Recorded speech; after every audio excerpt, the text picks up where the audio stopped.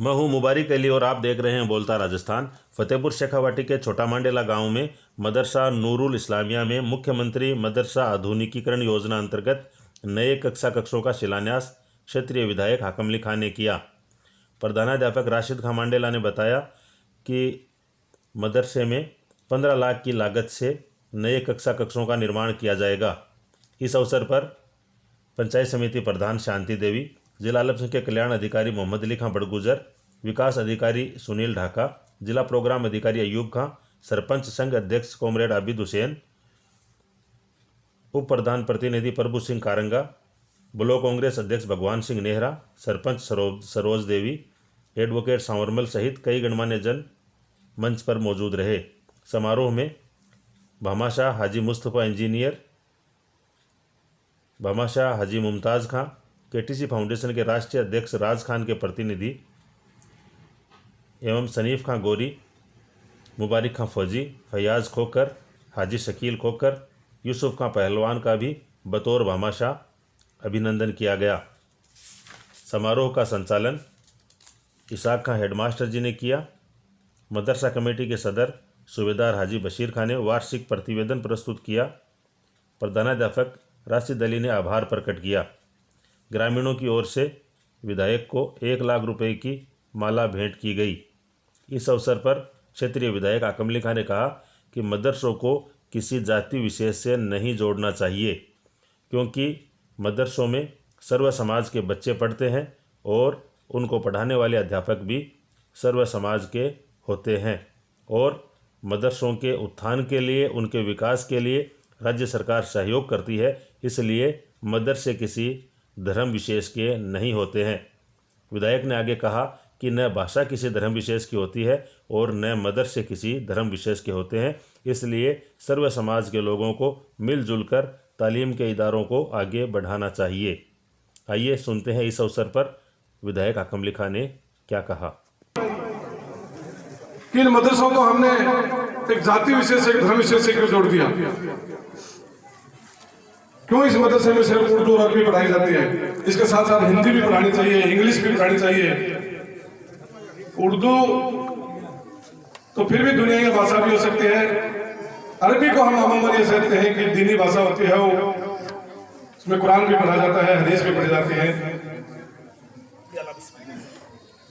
तो जब जागरूकता आई, हमारे मुस्लिम समाज के जो प्रतिनिधि थे उन्होंने सरकार के सामने डिमांड रखी कि भी हमारे जो मदरसे हैं उनको भी सरकार अपने अंडर ले जाए, अपने अधिकृत किया जाए और मदरसों के अंदर सरकार की जो कोई योजनाएं हैं उसका लाभ दिया जाए, सरकार की तरफ से कोई बजट दिया जाए। तो इससे पहले एक मदरसा बोर्ड बनाया गया था और मदरसा बोर्ड बना करके मदरसों के अंदर हमारी सरकार ने, हमारे लोगों के मुख्यमंत्री जो फैसले हुए थे उस टाइम पे पैरा टीचर नाम से योजना लगाई थी कि उसमें सरकार उनको तनख्वाह देगी और पैरा टीचर लगा करके और वो हिंदी और इंग्लिश भाषा की तालीम देंगे, शिक्षा देंगे बच्चों को वहां पर। फिर अभी हमारी सरकार बनी, हमने हमारी सरकार के सामने प्रस्ताव रखा कि मदरसे को, बोर्ड को संवैधानिक दर्जा दिया जाए। पिछले बजट में भी हम लोगों ने कोशिश की थी कि माननीय मुख्यमंत्री महोदय, मदरसे को एक धर्म विशेष से जोड़ के देखा जा रहा है, तो क्यों नहीं इसको संवैधानिक दर्जा दिया जाए और ये इसको स्कूल या विद्यालय का नाम से इसको जोड़ा जाए। तो हमारे मुख्यमंत्री ने हमारी एक बार बात मानी और हमारी विधानसभा के अंदर एक बिल ला करके और मदरसे को संवैधानिक दर्जा दिया।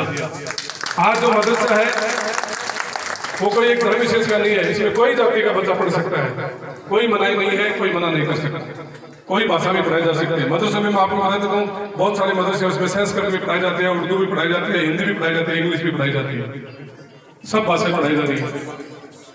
और जो पैरा टीचर लगे उसमें मैं आपको बता दूं, हमारे पास बहुत सारे लड़के आते हैं कि सब धर्मों के लड़के पैरा टीचर भी लगे हैं उर्दू के मदरसों के अंदर। अमूमन ये देखा जाता है कि मदरसे में मुस्लिम बच्चे लगते नहीं, इसमें सब धर्मों के, हिंदू धर्म के भी हैं, मुस्लिम धर्म के भी बच्चे लगे हुए हैं।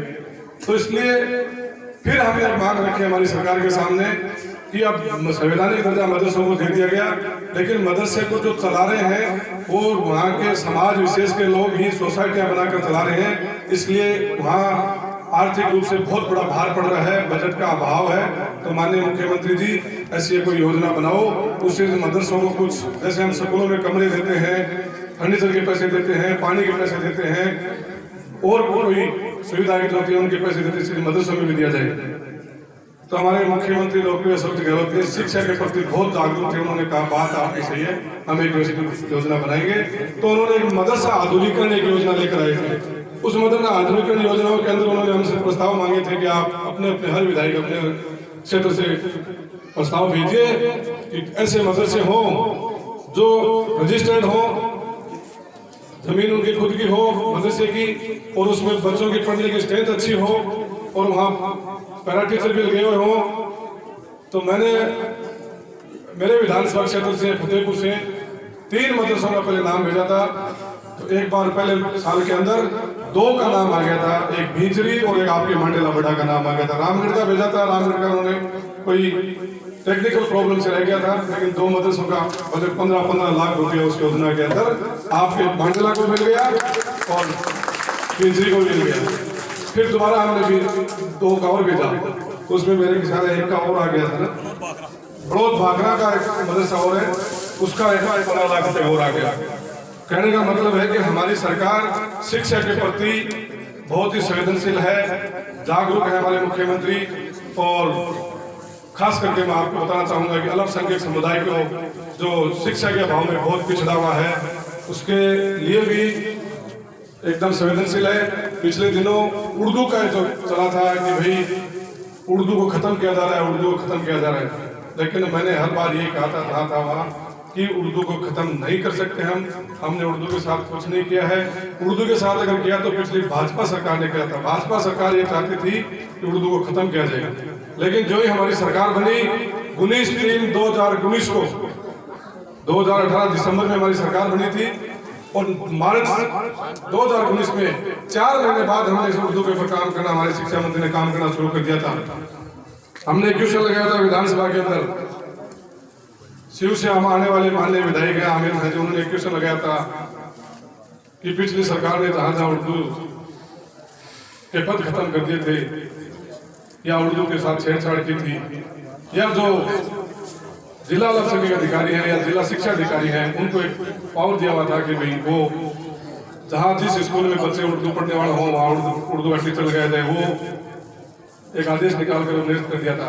तो उसके बारे में क्या ख्याल है? तो हमारे शिक्षा मंत्री ने उस जवाब दिया था विधानसभा में कि आने वाले दिनों में हम उर्दू के साथ जो पिछली सरकार ने पद निश्चित किए थे, जो कुछ गलत किया था, उसमें पूरे को हम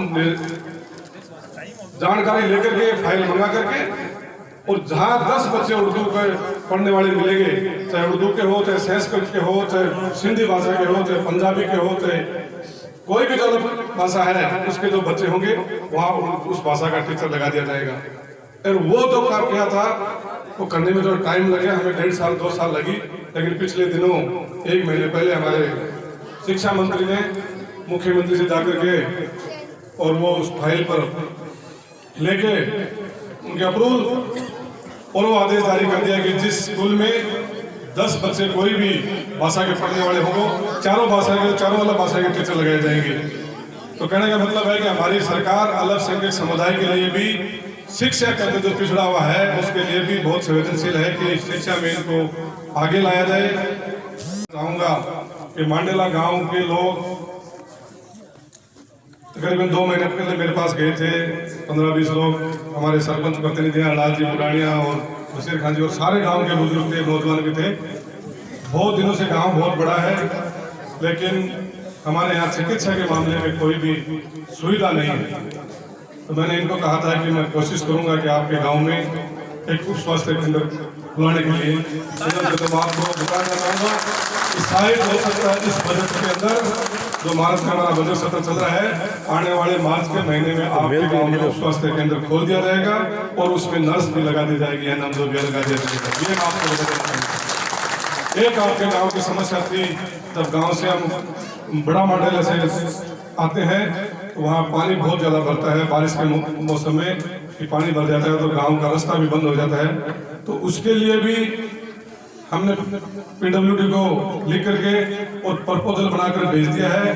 और मैं समझता हूँ जहाँ तक इस बजट के अंदर आपके उस जो सड़क की सैंक्शन है, सीसी सड़क बनानी है उसकी, और एक जो इधर से बाहर निकलते हैं नयाबाज की तरफ, दोनों साइड में आपके यहाँ एक समस्या है पानी के बहाव की, वो समस्या का समाधान कर दिया जाएगा मार्च के बजट के अंदर। एक दोनों की सैंक्शन निकल जाएगी। ये 3 काम आपके गांव के मेरे को आप लोगों ने बताए थे, तीनों काम तकरीबन ये स्वास्थ्य केंद्र वाला था, आप स्वास्थ्य केंद्र वाला था, आप निश्चित मानो कि मार्च के अंदर आपके खुल भी जाएगा और नर्स भी लग जाएगी। और मार्च के बजट के बाद जो इसकी सैंक्शन आएगी सड़कों की, दोनों सड़क भी बना दी जाएगी। और भी कोई मांडेला गांव की कोई समस्या हो, एक मैं देखता हूँ जहाँ बहुत सालों से देख रहा हूँ, आप लोगों ने शायद नहीं बताया लेकिन मेरे मन में बहुत दिनों से थी कि ये तो गांव के बीच में जो आप लोग निकलते हैं तो हमेशा एक कीचड़ बढ़ा जाता है। बिल्कुल। सरपंच साहब बैठे हैं, हमारे विकास अधिकारी बैठे हैं, प्रधान जी बैठे हैं, सब हैं हम। तो मैं आपसे निवेदन करता हूँ कि गांव वाले सब बैठ करके आप लोग एक जगह चॉइस कर लीजिए कि गांव के नाली बना करके या कोई भी तरीके से इस पानी को कहाँ आप लोग डिस्पोजल करना चाहते हो, कहाँ जगह बता दीजिए कि ये जगह है, इस जगह पे आप लोग नाली बना के इसको डाल दीजिए। तो इसके लिए भी हम लोग आपका सहयोग करने के लिए तैयार है कि गांव का कीचड़ खत्म हो जाए, गांव में साफ सफाई रहे तो गांव अच्छा रहेगा। तो मैं बहुत बार गांव में आता रहता हूँ, महीने में 2-3 बार खत्म हो जाते हैं, देखते हैं कि आपके वार्ड के अंदर पूरा मेन चौक है गाँव का। तो इसलिए आप लोग इसका कोई प्रपोजल बना दिए, सरपंच साहब बैठे हैं यहाँ पर, तो इसका भी हम लोग आपको कोई व्यवस्था कर देंगे। लेकिन जगह आपको बतानी पड़ेगी कि इस पानी को लेकर कहाँ जाओगे आप लोग, कोई नाली बना के कहाँ इस पानी को डिस्पोजल करना है। और भी कोई मांडेला गांव की कोई समस्या होगी उसके लिए भी मैं आपको विश्वास दिलाना चाहता हूँ कि आप लोग मुझे एक एक करके बताते जाइए। मांडेला गांव के लिए कोई विकास के काम में कोई कमी नहीं आने दी जाएगी। जहाँ तक हो सकेगा सरपंच साहब और हम सब प्रधान जी मिलकर के और मांडेला गांव के नयाबाज ग्राम पंचायत के लिए हम तत्पर हाजिर रहेंगे। आप लोगों ने बहुत देर तक सुना, आज जुमे का दिन है, अभी नमाज का टाइम होने वाला है।